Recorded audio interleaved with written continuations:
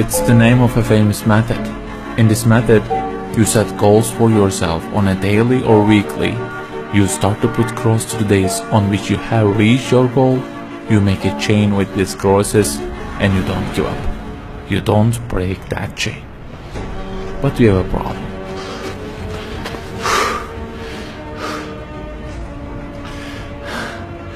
Personal development specialists say that we should have goals.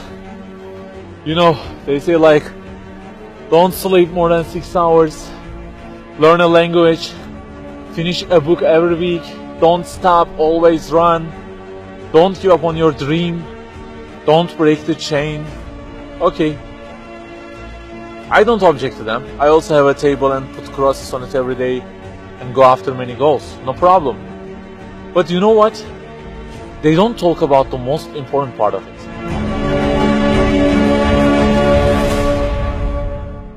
Let me give you a simple mathematical example. Try to imagine that you are adding numbers, and imagine that the numbers you have added up to this year is, for example, 35 in total, and you start from this year. For example, you will add 4 in this year, and then add 8 in next year, and it goes on. And there is an unknown time which counts down, and when it ends, you can't add any other number. Okay, you start the addition. Plus 4, plus 8, plus 7, plus 3. You add ambitiously, you keep adding and adding. Plus 6, plus 5, and okay, they say time is over. Then you realize that you have added the numbers into a giant parenthesis, and there is a zero multiplication at the end of it. It wipes out all the numbers you have added all those years, and the result becomes 0. Of course, you are disappointed. All your efforts have been wiped out by the 0. A regret arises inside of you. You say, I wish I had seen the whole picture at the beginning and realized that 0 and changed it with 1 before I started the addition. I think you got the point. Okay, guys, you may have goals for this year and afterwards. Learning a language, finishing a book every week, increasing your monthly income to $15,000, not sleeping more than 6 hours, etc. But for what? For what do we set goals exactly? Why don't we break the chain?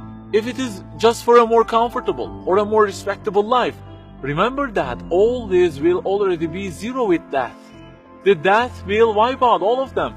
The person who knows English will be equal with the one who doesn't know. The one who earns more will be equal with the one who earns less. The one who can reach his goals will be equal with the one who can't. So, if at the end of it, the death will 0 everything, so what is the meaning of adding more numbers with an ambition? It just increases the degree of the disappointment that you will feel. So the logical thing is seeing the whole picture at the beginning. In this life journey, which will end in an unknown time, my first job must be to prevent death from being 0. Well, can I really prevent death from being 0? I mean, since everything will leave my hands and will be lost, is there any other way that would transform them into something eternal? I mean, isn't there any kind of stamp for eternity that would impress all of the things that I possess and say, look, there is a seal on them and you can't wipe them out, okay? They will remain forever. The only one to say such a thing is the owner of the everything. And he says, Kullu shay'in halik. Everything, the languages you learn, the money you earn, the books you read, everything will be perished, illa wajhan, except their way towards Him. So the creator of our life says, if your intention is towards Allah, if the thing you do is for His acceptance, it won't disappear, it will be transformed into eternity in paradise. So learning a language, finishing a book every week, being rich, everything, if they are towards Him and for His sake, eternity stamp being pressed on them. For example, in this year, I will study English for 10 minutes daily. For what? Because serving Islam in the field of English is so important, and I want to gain acceptance of my Lord with it. That 0 has turned into 1. This year, I will finish a book every week. Why? Because this is the way of being a more sophisticated person and serving Islam better, and Allah who is eternal will be pleased with it. Good news, that 0 has turned into 1 because now His acceptance is your intention. I aim increasing the income of my company to $150,000. For what? Because I will spend that money on spreading the message of the Quran to the whole world and the publications that would please Him. you have exterminated the zero, because now your goal is towards him. We add and add like this through our lives, and they don't end with death. People who seek Allah's sake in their actions kill their death. Death cannot zero their additions.